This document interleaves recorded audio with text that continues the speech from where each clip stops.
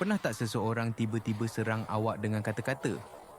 Mungkin bos awak, pasangan, atau orang yang tak dikenali di kedai kopi. Pada saat itu, otak kita seolah-olah membeku.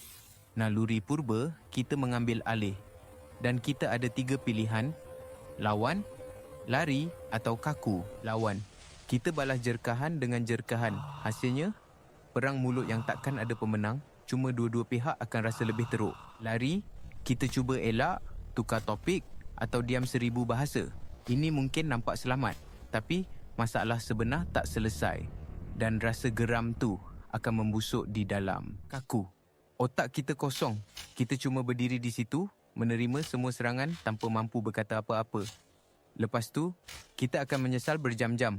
Kenapa aku tak cakap macam ni tadi? Ketiga-tiga tindak balas ini adalah tindak balas automatik. Ia didorong oleh emosi, bukan logik. Tapi, ada cara keempat. Cara yang lebih bijak.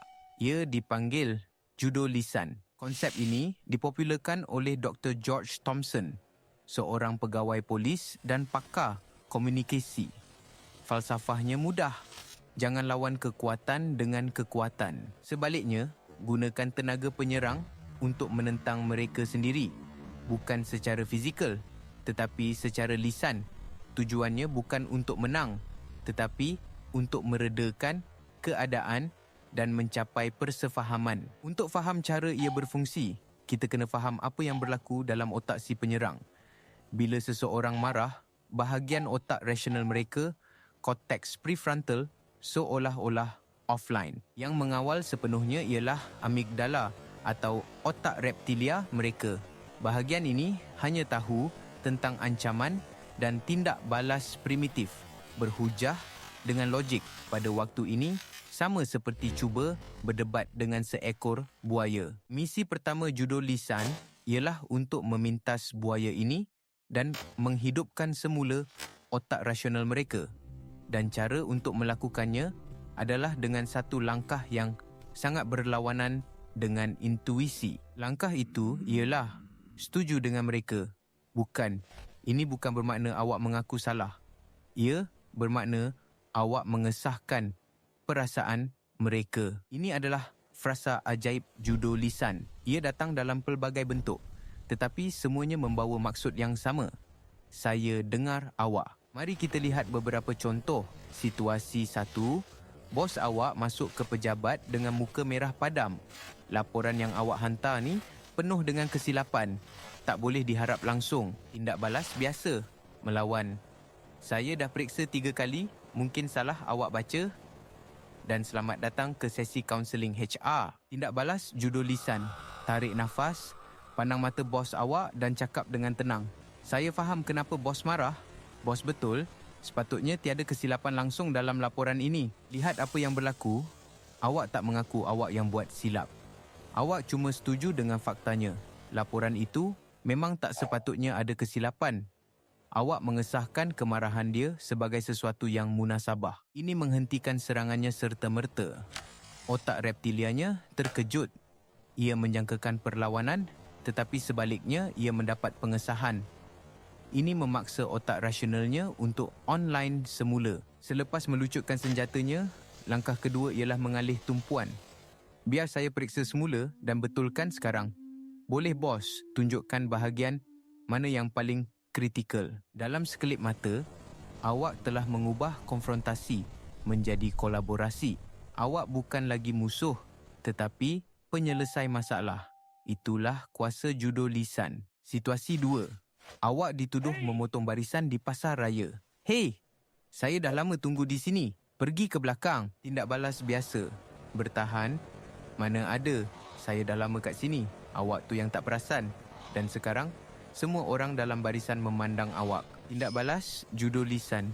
Senyum sikit. Oh, maaf kalau nampak macam tu. Saya tak berniat nak potong barisan. Frasa, maaf kalau nampak macam tu adalah genius. Awak tak mengaku memotong barisan. Awak cuma mengakui persepsi orang itu. Ia tidak menyalahkan sesiapa. Selalunya, ini sudah cukup untuk meredakan keadaan. Orang itu mungkin akan balas. Oh, okey. Dan keadaan kembali normal. Tiada drama diperlukan. Situasi 3. Semasa makan malam keluarga. Seorang makcik berkata, umur dah meningkat, masih tak kahwin lagi, nanti tak laku. Tindak balas biasa, sarkastik, defensif. Sibuklah makcik ni, jaga tepi kain sendiri, boleh tak? Dan rosaklah mood makan malam semua orang. Tindak balas judo lisan. Pandang makcik tu dengan rasa ingin tahu. Itu satu pandangan yang menarik. Kenapa makcik rasa macam tu ya? Ini dipanggil pembalikan strategik. Awak membalikkan serangan pasif agresif, itu menjadi satu soalan yang tulen.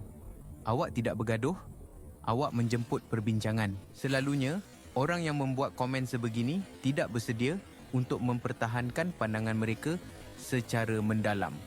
Awak telah mendedahkan kelemahan, hujah mereka tanpa perlu bersikap biadab. Jadi, mari kita rumuskan formula judo lisan. Ia ada 2 langkah utama. Pertama, sahkan. Kedua, alih. Sahkan perasaan atau persepsi mereka.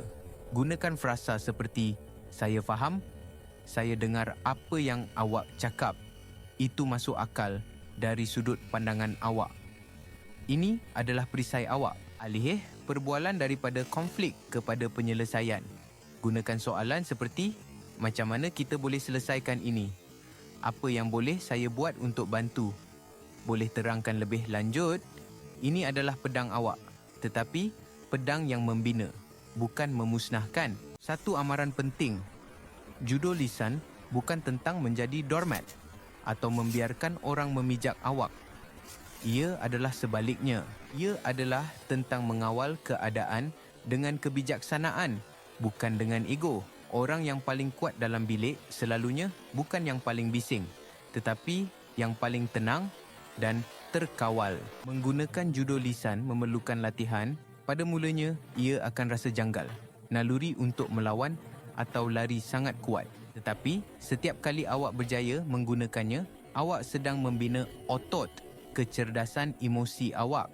Lama-kelamaan, ia akan menjadi tindak balas automatik yang baru. Ingat, matlamatnya bukan untuk membuktikan siapa yang betul. Matlamatnya adalah untuk mengembalikan kewarasan dan membuka jalan untuk komunikasi yang sebenar. Jadi, lain kali apabila seseorang menyerang awak dengan kata-kata, jangan angkat perisai pertahanan awak. Sebaliknya, hulurkan jambatan empati. Awak akan terkejut betapa cepatnya musuh boleh menjadi sekutu.